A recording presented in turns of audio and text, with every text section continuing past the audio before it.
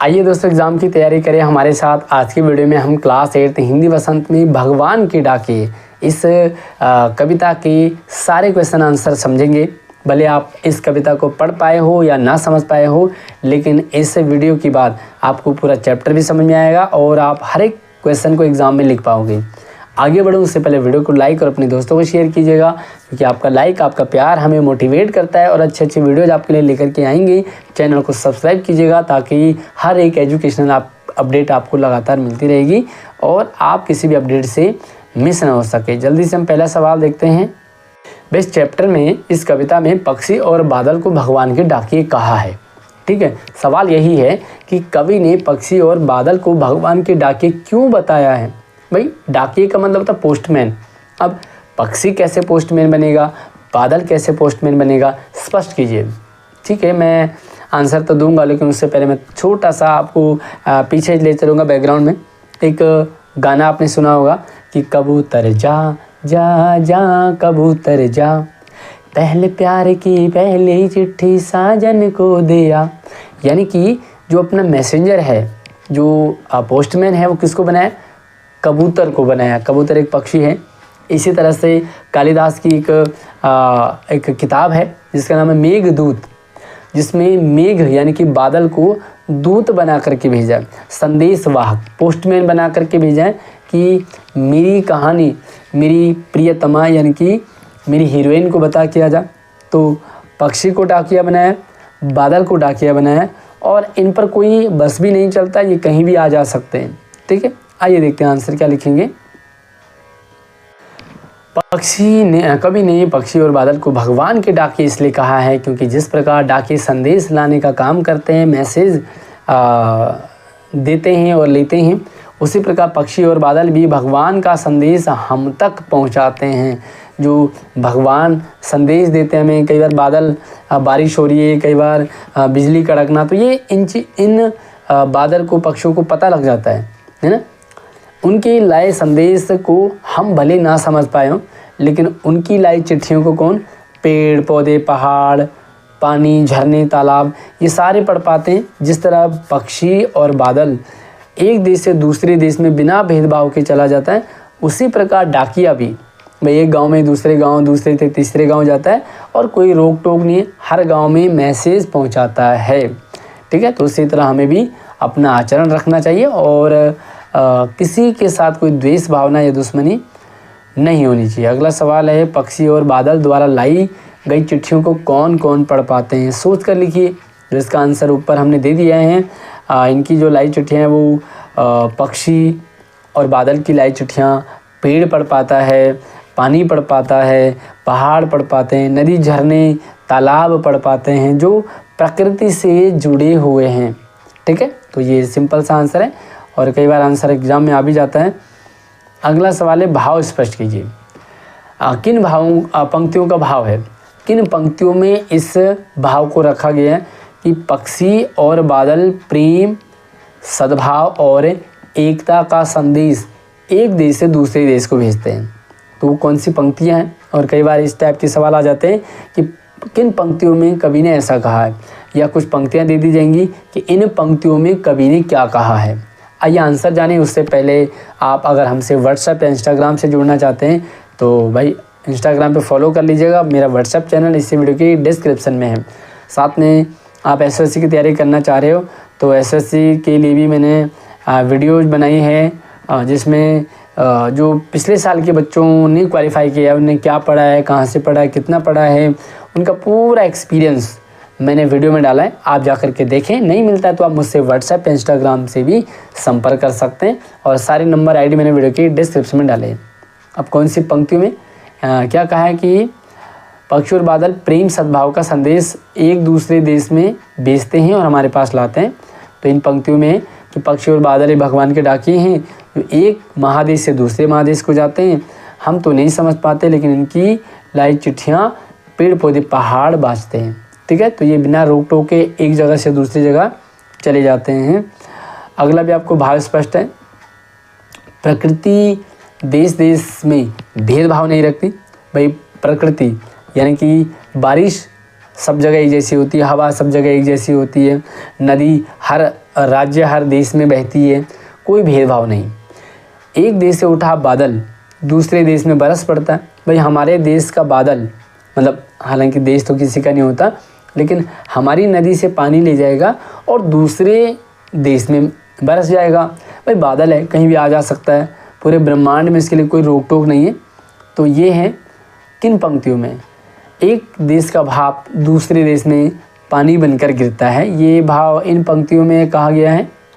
अगला सवाल है, पक्षी और बादल की चिट्ठियों में पेड़ पौधे पानी और पहाड़ क्या पढ़ पाते हैं? तो ये इस टाइप के सवाल कई बार आ जाते हैं कि ठीक है, पक्षी और बादल की लाई चिट्ठियाँ पेड़ पढ़ पाता है, पौधे पढ़ पाते हैं, पानी और पहाड़ पढ़ पाते हैं, लेकिन वो क्या पढ़ते हैं?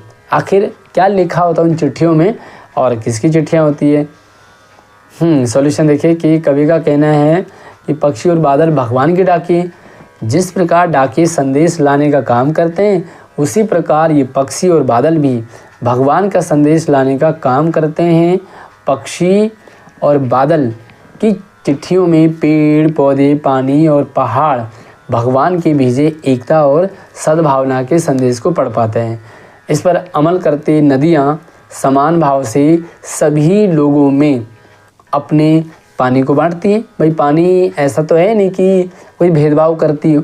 हाँ, पानी बांटने वाला देश राज्य भेदभाव कर सकता है, लेकिन पानी कोई भेदभाव नहीं करती है। पानी सबकी प्यास ही बुझाएगी और सबको ठंडक दिलाएगी। पहाड़ भी समान रूप से सबके साथ खड़ा होता है।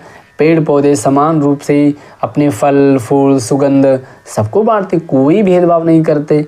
ऐसा नहीं कि जो मालिक आया है उसी को आम अपना फल देगा, ऐसा नहीं। भाई जो भी फल खाना चाहेगा आम के पेड़ के नीचे बैठ सकता है और फल खा सकता है, तो कोई भी भेदभाव नहीं रखता पेड़।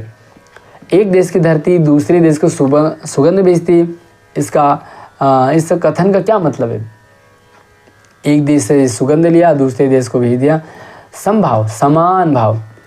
एक देश की धरती अपने सुगंध व प्यार को पक्षियों के माध्यम से एक दूसरे देश में भेजकर सद्भावना का संदेश, यानी कि प्यार प्रेम मिलजुल करके रहो, लड़ना नहीं है, मोहब्बत से रहना है। धरती अपनी भूमि में उगने वाले फूलों की सुगंध को हवा से, पानी को बादलों के रूप में भेजती है। हवा में उड़ते हुए पक्षियों के पंखों पर प्रेम प्यार की सुगंध तैरकर एक देश से दूसरे देश में पहुंच जाती है। इस प्रकार एक देश की धरती दूसरे देश को सुगंध भेजती है।